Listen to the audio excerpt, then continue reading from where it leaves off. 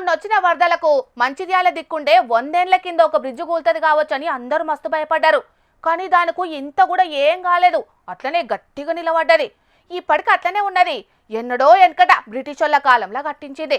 గంత గట్టిగా ఉన్నది కానీ 100 కోట్లు పెట్టి ఆగ్రా దిక్కు కట్టించిన ఒక బిల్డింగ్ కథ మాత్రం వేరే ఉన్నది. దాని తాకత్ ఎట్లున్నదో చూపిద్దామని చేతిపాటి లీడర్ లైన్లోకి వచ్చిండు. సారు ఇక కానిండ్రి.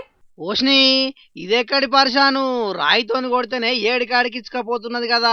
ఆయన సుత్తె పట్టుకొని కొడితే బిల్డింగే కూలుతుంది కావచ్చు. గోడలకు మొలలు అలకా కొట్టేందుకు ఇట్లా సున్నితంగా కట్టించిరో లేకుంటే బలంగా కడితే ఎక్కువ రోజులు ఉంటది అనుకున్నారో కట్టించిన వాళ్ళకే తెరవాలి గాని మరి గీనేనా అంతటా గిట్లనే ఉన్నదా అంటే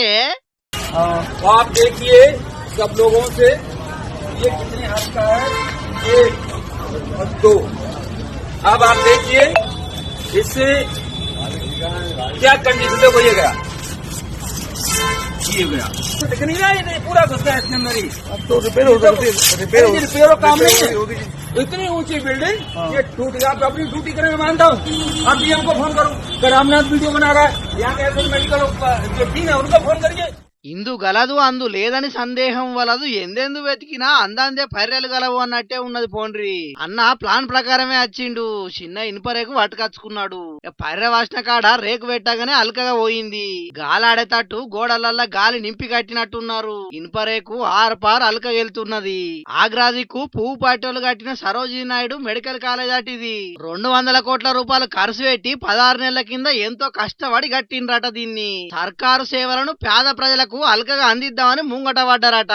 ఈ నడమ పర్రెలు కానొస్తున్నాయని పబ్లిక్ లబలబ మొత్తుకోగానే చేతిపాటి జిల్లా అధ్యక్షుడు రామ్నాథ్ అన్న మనసులో పెట్టుకున్నాడు. మరి ఎట్లున్నదో చూద్దామని దవాఖానకు వచ్చిండు. పర్రెలు వాసింది చూసి షాక్ అయిండు.